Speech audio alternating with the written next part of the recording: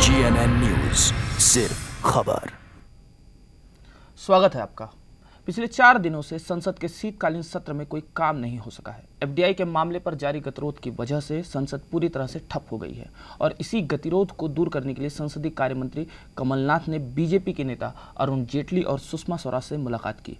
कमलनाथ के साथ कांग्रेसी नेता राजीव शुक्ला भी बैठक में मौजूद थे, लेकिन इस बैठक का भी कोई नतीजा नहीं निकल पाया। बीजेपी पहले की तरह नियम 184 के तहत बहस के साथ ही वोटिंग कराने पर अड़ी हुई है। सरकार की इस कोशिश का भी कोई हल नहीं निकल पाया है। इसके पहले भी सरकार ने सर्वदलीय बैठक में हल निकालने और विपक्ष को बिना वोटिंग के बहस के लिए मनाने की कोशिश की थी।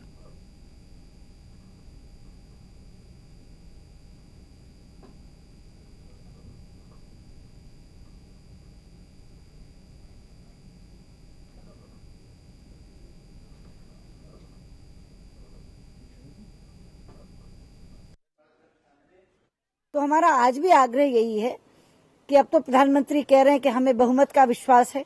आप भी ये कह रहे हैं कि डीएमके ने भी आपका साथ देने की बात कर ली है, आंकड़ा आपके पक्ष में है।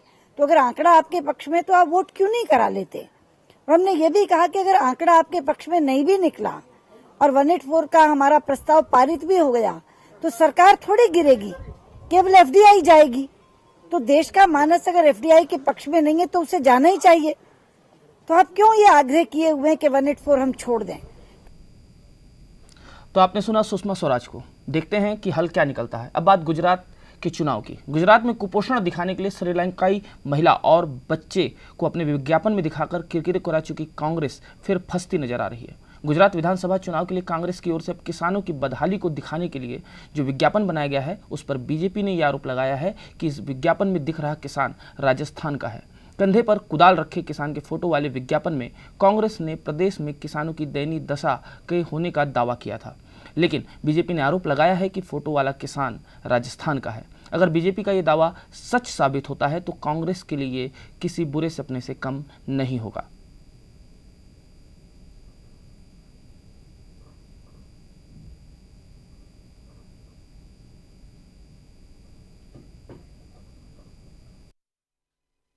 फोटोग्राफ तो सिर्फ सिंबल होता है जो वास्तविकता दिखाने के लिए, लेकिन जो हकीकत और आंकड़े हैं वो आंकड़े तो राजस्थान से नहीं लिए गए या श्रीलंका से नहीं लिए गए, वो गुजरात के ही आंकड़े हैं। गुजरात के मुख्यमंत्री नरेंद्र मोदी ने राज्य के 4 मुख्य महानगरों में 3D होलिग्राफिक तकनीक के माध्यम से हाईटेक प्रचार तो किया ही है, साथ ही परंपरागत चुनाव प्रचार में भी कुछ हटकर प्रयोग कर रहे हैं। 2007 के चुनाव में मोदी मुखौटा का जलवा छाया हुआ था, वहीं इस बार मोदी कुछ नए अंदाज में वोटरों को लुभाने की कोशिश कर रहे हैं। गुजरात में फिर से सरकार बनाने के लिए नरेंद्र मोदी चुनाव प्रचार में डटकर जमे हुए हैं।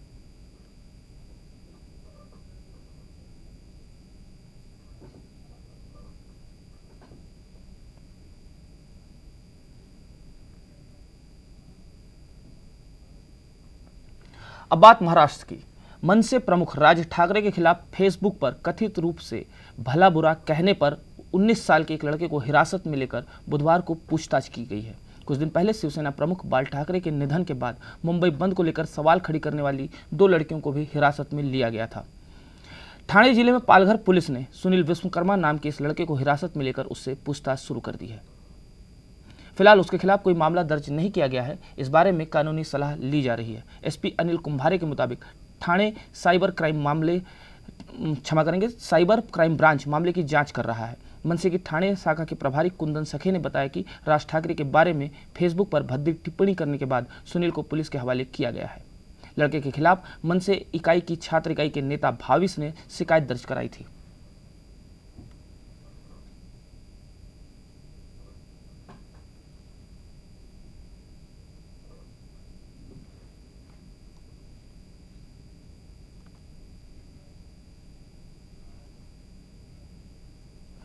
शिवसेना फेसबुक गिरफ्तारी मामले पर कार्रवाई करने वाले पुलिस कर्मियों के तबादले के विरोध में खड़ी हो गई है। पुलिस कर्मियों पर कार्रवाई के विरोध में शिवसेना ने बुधवार को पालघर बंद का आह्वान किया।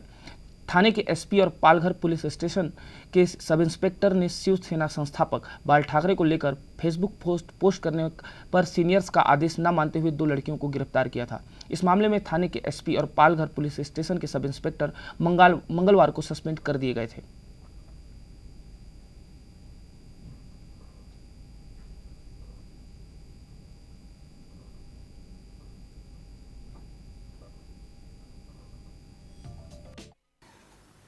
महाराष्ट्र सरकार ने जिस तरह से पुलिस के ऊपर फेसबुक केस में कार्रवाई की है, मुझे लगता है कि सिर्फ निषेध या धिक्कार करके नहीं चलेगा। पालघर की जनता ने जिस तरह से बंद पुकारा है, मुझे लगता है कि सरकार के मुंह पे तमाचा लगाया है। सरकार की कार्रवाई दबाव में की है। ये दबाव दिल्ली का हो सकता है, ये दबाव सोनिया गांधी का हो सकता है, ये दबाव राहुल गांधी का हो सकता है, और ये दबाव फेसबुक जैसी कंपनियों का हो सकता है।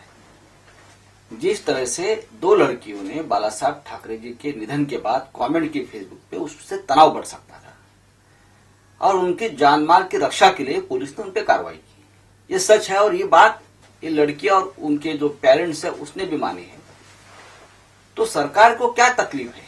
अगर एक कार्रवाई हो चुकी है और अब शांतता है, लॉ एंड ऑर्डर पूरी तरह से कंट्रोल में है, फिर भी अगर सरकार इस तरह से पुलिस का नीति धैर्य और मनोधैर्य का खच्चीकरण करता है, तो आने वाले दिनों में महाराष्ट्र की पुलिस इस प्रकार की घटना घटेगी तो कोई एक्शन नहीं लेगी और मूक दर्शक बनेगी। अभी वक्त एक छोटे से ब्रेक का, बने रहिए हमारे साथ।